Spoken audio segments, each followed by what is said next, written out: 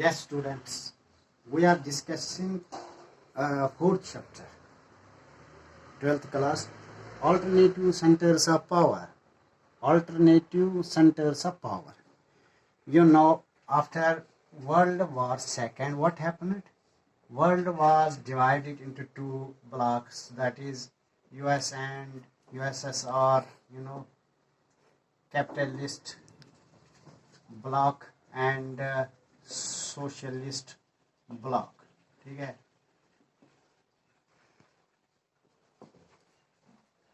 یہ دو جو بلاک بن گئے پاور بلاکس، انہوں نے ڈومینیٹ کیا سارے گلوب کو، سارے ممالک جو دنیا کے ہیں انہوں نے بلاک یہ ڈومینیٹ کیا، ان کی بالادستی رہی. تو اسے کہتے تھے بائی پولیرٹی. By polarity. اور ان دو ممالک کے درمیان، ان دو پاورز کے درمیان رائیولری بھی رہی، ہوسٹیلٹی رہی، کنفرنٹریشن رہی. اور اس لحاظ سے تمام دنیا کے ممالک جو اس میں انوالو ہو گئے. تو یہ بائی پولرٹی تھی. دو جو پاور بلاک جو تھے انہوں نے ڈومینیٹ کیا تھا سارے جو گلوب تھا، سارے ممالک جو تھے. تو لیکن 1991 میں what happened? There was end of bipolar world.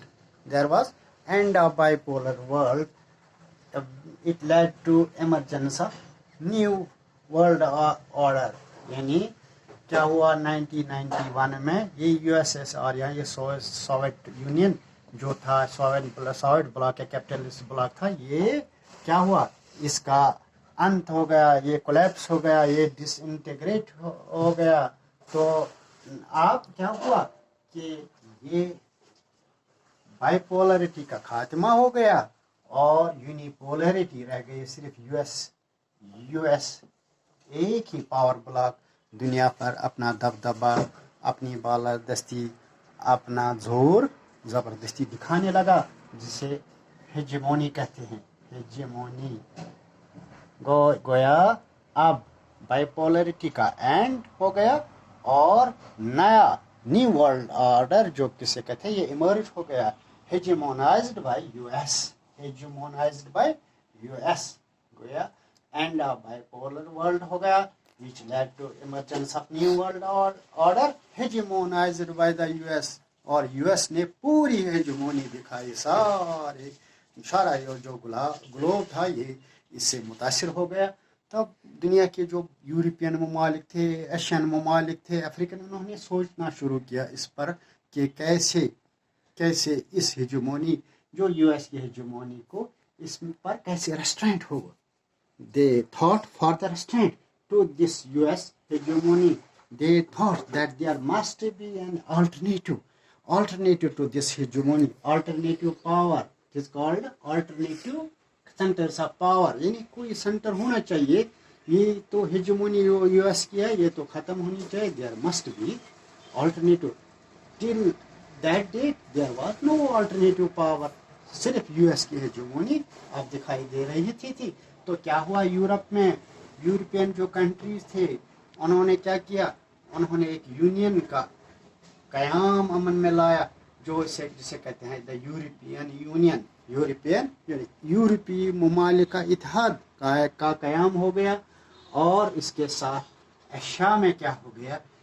Asia میں the Asian of south east Asian nations جو ہے، ممالک جو ہے ساؤتھ ایسٹ ایشیا کے ممالک، جو انہوں نے ایک ایسوسیشن بنائی، ایک جماعت بنائی جس سے ایشین کا نام دیتے ہیں.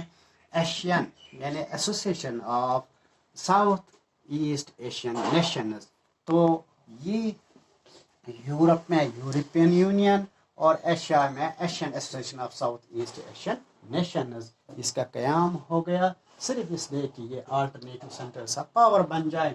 اور اس کے ساتھ ساتھ چائنا بھی ایک اکنامک پاور، اکنامک جائنٹ کی حیثیت میں دنیا پر ابھر آیا.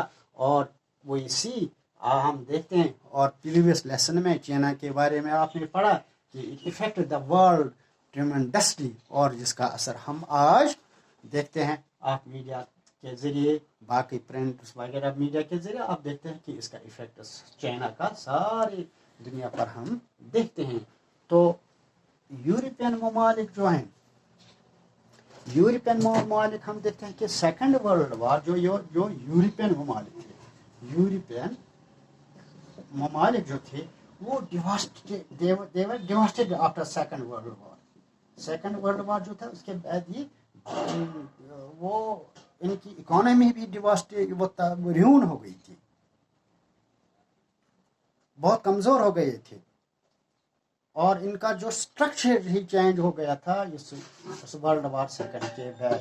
لیکن اس کے بعد ورلڈ وار سیکنڈ کے بعد دو یو ایس اور یو ایس ایس آر جو دو پاور بلاکس تھے، ان کے درمیان کولڈ وار رہا تقریباً 45 ایئرس. یہ جو 45 ایئرس ہے اس نے کیا کیا؟ There was macro economic revival. انہوں نے کیا کیا؟ اکنامک ریوائول ان 45 سالوں میں. Cold war, during cold war there was massive economic revival. یعنی انہوں نے آپ نے پڑھا ہوگا مارشل پلان ہو یا نیٹو ہو، they provided aid to Eastern European countries, and in 1991 with the disintegration of USSR جو یہ disintegrate ہو گیا، یعنی south a number of new states emerged. جب ساؤتھ یونین اس کی ڈس انٹیگریشن ہو گئی اس کے ساتھ یورپین کنٹری سے، وہ بھی مل گئی ان کے ساتھ، اور نئی اسٹیٹس ایمرج ہو گئی. they also joined this European Union and these countries. اور یہ کنٹری جو بن گئی یورپین یونین کی کنٹری، انہوں نے کیا کیا؟ they laid vital foundations. مطلب کوآپریشن جو on justice, on domestic affairs, on economics, on trade، انہوں نے اس پر کوآپریشن کی یورپین یونین کے جو ممالک تھے. اور they have their وہ ایک ہی جھنڈے کے نیچے آ گئے، ایک ہی امبریلا کے نیچے آ گئے، ایک ہی جھنڈے کے نیچے آ گئے. اور they had their own flag, they had even their own currency now, they have their own policies, and they influence jointly the whole world. And we see it is now the alternative center of power. It has now become, because you see the currency, euro currency, it poses threat to US dollar now. جو ان کی currency ہے euro انہوں نے اپنی currency تک بنائی. It can pose a threat to US dollar now. تو یہ یورپین یونین جو ہے یہ ہم دیکھتے ہیں آج کہ یہ آلٹرنیٹو سینٹر آف پاور بن گیا ہے. نا association of south east Asian nations, یعنی ایشین، ٹھیک ہے. یہ آپ دیکھیں کہ it is the part of the world. دنیا کے نقشے میں دیکھیں یہ it is the part of the world. South Asian nation جو ہے پارٹ آف دا ورلڈ. آپ دیکھتے ہیں ان کا اپنا لوگو ہے. آپ یہ تقریباً آج کل 10 کنٹریز پر مشتمل ہے، اپنا لوگو ہے. یہ بیسیکلی کیا، ASEAN was found by 5 states. کون کون؟ Malaysia, Indonesia, Singapore, Thailand, Philippines. کب؟ in 1967. ASEAN was founded by 5 states. کون سے اسٹیٹ تھی؟ ملیشیا تھا، انڈونیشیا تھا، Singapore, Thailand, Philippines. in 1967 by کہاں؟ بینکاک میں ایک ڈکلیریشن انہوں نے سائن کی مل کے، اور انہوں نے یہ ایسوسیشن، یہ جماعت بنائی. اور اس کے بعد ان کے ساتھ برونیا، Darussalam, Vietnam, Lao PDR, Myanmar, Cambodia, اور taking it struggle to 10 year. اب تک یہ 10 بن گئی. سب سے پہلے یہ 5 اسٹیٹوں پر مشتمل تھے، اب یہ 10 اسٹیٹس، 5 اسٹیٹس اور مل کے یہ 10 اسٹیٹوں پر ملک ایک پارٹ آف دا ورلڈ بن گیا ہے، جو ایک آلٹرنیٹو پاور کی حیثیت سے ابھر رہا ہے. And in 2003 they also followed the path of European Union. They followed the European Union path by establishing an Asian community with 3 pillars. Three pillars: Asian security community, Asian economic community, Asian social cultural community. That means they made agreements for mutual cooperation. हाँ, किस पर? Security पर, socio economic development पर, culture, अपने culture की develop, अब जो अपना है, अपना अपना कल्चर उसकी इसकी डेवलपमेंट पर. They have made money agreements only to get rid of those weaknesses which they had. तो कॉलोनी, ये पहली कॉलोनी थी जापान की, ये कॉलोनी थी या यूरोप की, उन्होंने उन पर थोड़ा एक्सप्लॉयटेशन की थी. और अब उनकी जो मिजरीज थी, जो सफरिंग्स थी, जो वीकनेस थी, जो कमज़ोरियाँ थी, उन्हें उनसे to get rid of those miseries, to get rid of those sufferings. तो ये उन्होंने ये कोऑपरेशन की कि हम उनसे उन चीज़ों से कैसे, मसलन एशियन इकोनॉमिक जो कम्युनिटी थी, उनका एम क्या था? To create common market.